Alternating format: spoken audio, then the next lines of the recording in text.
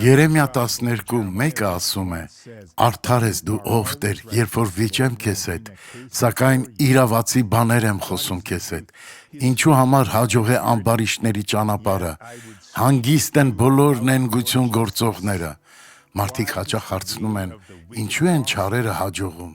իսկ արդարները տառապում։ Բայց կյանքը հավերժ չէ եւ Աստված ամեն բան տեսնում է։ Դատաստանի օրն անխուսափելի է։ Ինչ կլինի քո հաշվետու օրը, եթե ընդունել ես Հիսուսին ու ապրում ես նրա խոսքով, ապա դատաստանից չես վախենա, քանզի պարգև ունես ստանալու։ Դիտենք վկայությունը։ Իսկ դու եղբայր։